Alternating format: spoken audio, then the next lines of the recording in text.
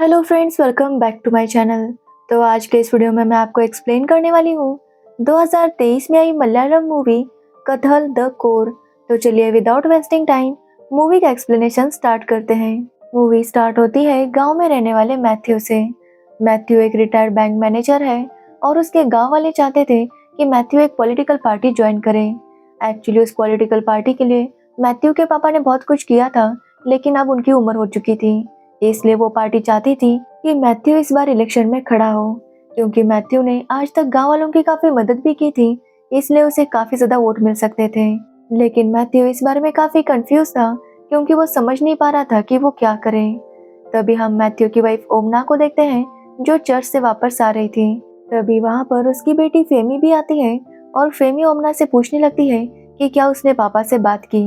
अब इस बात पर ओमना कुछ भी नहीं कहती। जिसके बाद रात को मैथ्यू ओमना के साथ बात करता है और उससे पूछता है कि उसे इलेक्शन में खड़ा रहना चाहिए या नहीं। जिस पर ओमना का कहना था कि अगर मैथ्यू को लगता है कि वो कर सकता है तो उसे जरूर खड़ा होना चाहिए और ओमना उसे हमेशा सपोर्ट करेगी। जिसके बाद मैथ्यू फिर से सोच में पड़ जाता है कि वो क्या करे। दूसरे दिन ओमना का भाई आता है और वो भी यही चाहता था कि मैथ्यू इलेक्शन में खड़ा हो, इसलिए वो मैथ्यू को फोर्स करने लगता है, लेकिन मैथ्यू कुछ भी नहीं कहता। वहाँ पर मैथ्यू के पापा भी थे, लेकिन वो भी मैथ्यू से कुछ नहीं कहते। यहाँ पर हमें पता चलता है कि मैथ्यू और उसके पापा एक दूसरे से ज्यादा बात नहीं करते। जिसके बाद हम थंकर नाम के एक आदमी को देखते हैं, जिसका ड्राइविंग स्कूल था। वो कुछ लेडीज को ड्राइविंग सिखा रहा था। तभी वो देखता है कि उसका बेटा स्कूल के लड़कों के साथ लड़ाई कर रहा था। अब थंकन जाकर उसे रोकता है और उसे समझाता है कि उसे इस तरह से लड़ाई नहीं करनी चाहिए। लेकिन थंकन का बेटा थंकन पर गुस्सा था, क्योंकि वो लड़के उसकी वजह से उसे चिढ़ा रहे थे। थंकन का बेटा कहता है कि थंकन की और मैथ्यू की दोस्ती की वजह से गांव में उनकी बदनामी हो चुकी है और इसी वजह से थंकन के बेटे को सब लोग चिढ़ाते थे। अब ये सब सुनकर थंकन को भी काफी बुरा लगता है। जिसके बाद हम मैथ्यू को देखते हैं, जो अब फैसला कर चुका था कि वो इस बार इलेक्शन लड़ेगा। अब ये बात सुनकर पार्टी के लोग भी काफी खुश हो जाते हैं और इलेक्शन की तैयारी शुरू हो जाती है। लेकिन तभी मैथ्यू को पता चलता है कि ओमना उससे डिवोर्स चाहती है और डिवोर्स के लिए उसने केस फाइल कर दी थी। अब ये बात जब ओमना के भाई को पता चलती है तो वो ये सुनकर काफी शॉक था। वो ओमना से कहता है कि उनकी शादी को 20 साल हो गए, 19 साल की उनकी बेटी है और अब ओमना ये सब डिसीजन क्यों ले रही है।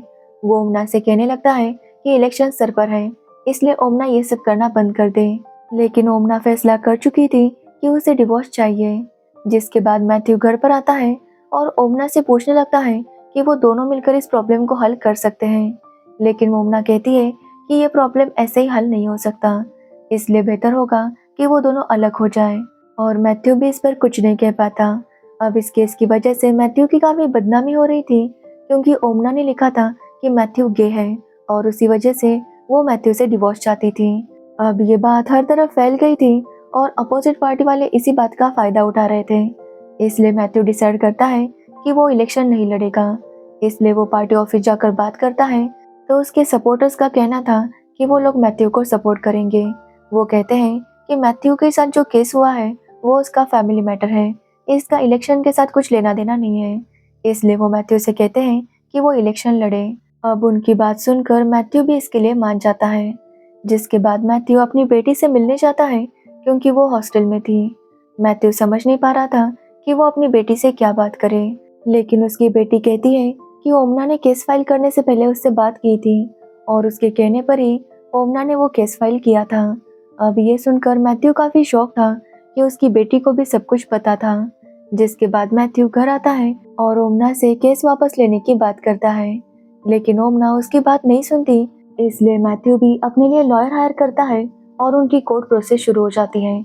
जिसके बाद जज उन्हें काउंसलिंग के लिए भेज देता है। अब वहाँ पर भी ओमना अपनी बात पर क्लियर थी कि उसे डिवोर्स चाहिए, लेकिन मैथ्यू वहाँ पर भी कुछ नहीं कहता। जिसकी वजह से सब लोग परेशान हो रहे थे, क्योंकि मैथ्यू ना तो अपने एलिगेशंस को एक्सेप्ट कर रहा था और ना ही डिक्लाइन। जिसके बाद कोर्ट केस फिर से शुरू होता है और मैथ्यू की लॉयर ओमना से पूछती है कि शादी के 20 साल बाद वो डिवोर्स क्यों लेना चाहती है। जिस पर ओमना कहती है कि मैथ्यू गे है। अब ये सुनने पर लॉयर उससे पूछती है कि अगर मैथ्यू गे है तो उन्हें बेटी कैसे हो गई। तो ओमना बताती है कि शादी के कुछ टाइम बाद उसे पता चल गया था कि मैथ्यू को उसमें इंटरेस्ट नहीं।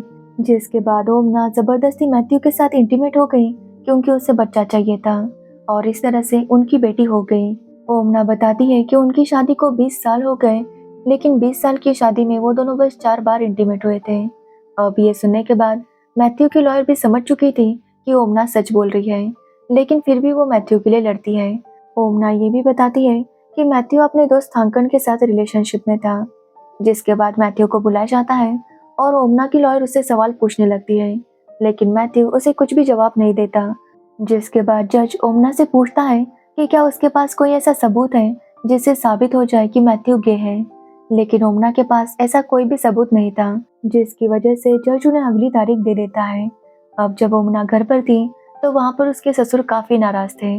वो ओमना से रिक्वेस्ट करते हैं कि उनकी काफी बदनामी हो चुकी है और वो चाहते थे कि ओमना अपना केस वापस ले ले, लेकिन ओमना उनसे कहती है कि जब उसकी शादी हुई थी तो शादी के कुछ दिनों बाद ही वो समझ गई थी कि मैथ्यू गे है और ओमना ने इस बारे में अपने मम्मी पापा को भी बताया था, लेकिन उसके मम्मी पापा ने उसकी बात को इग्नोर कर दिया और वो दोनों आपस में ही लड़ने लगे।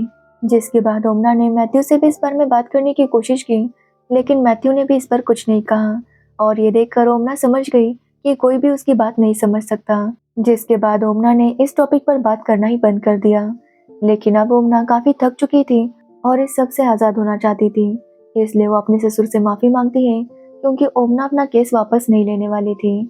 तो वही ओमना के भाई को भी पता चल गया था कि ओमना जो कह रही थी वो सच है, इसलिए वो मैथ्यू से कहता है कि ओमना ने अपनी ज़िंदगी के 20 साल ऐसे ही बर्बाद कर दिए, इसलिए वो चाहता है कि मैथ्यू उसे आज़ाद करे। लेकिन मैथ्यू अभी भी इस बात को एक्सेप्ट करने के लिए तैयार नहीं था। मैथ्यू को डर था कि अगर सबको पता चल गया कि वो गे है तो लोग उसे क्या कहेंगे। तो वही हम थंकन को देखते हैं जो काफ़ी ज़्यादा शराब पी रहा था। थंकन भी इस बात से काफ़ी परेशान हो गया था क्योंकि उसके बेटे को इसी वजह से सब लोग चिढ़ाते थे और इसी वजह से थंकन का बेटा उससे नफरत करता था, लेकिन थंकन समझ नहीं पा रहा था कि वो आखिर करे तो क्या करे।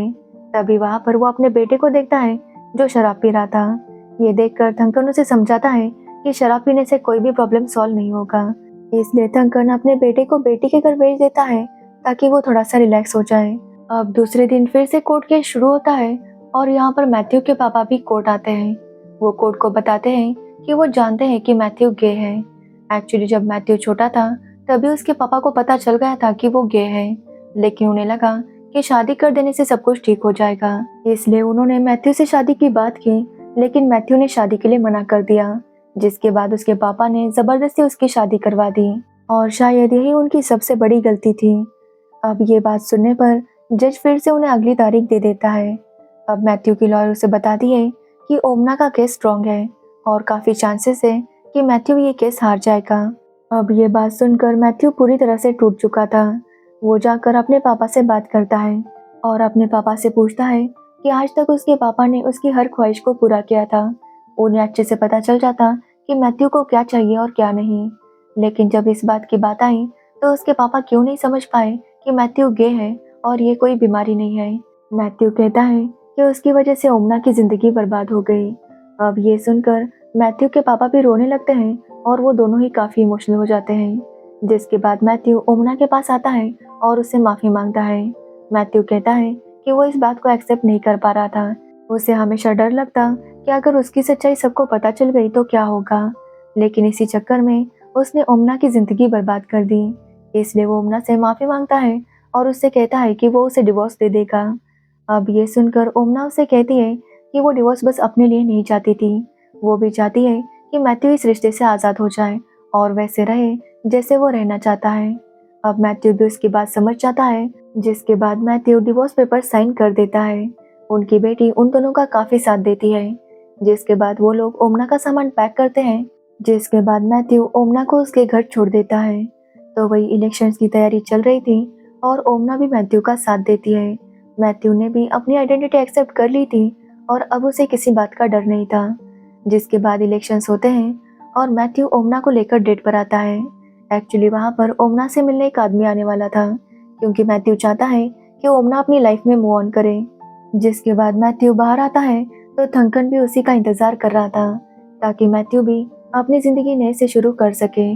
जिसके बाद वो दोनों चले जाते हैं और हमें पता चलता है कि मैथ्यू इलेक्शन जीत गया और इसी के साथ ये मूवी एंड हो जाती है। तो ये थी कत्ल द कोर मूवी की स्टोरी।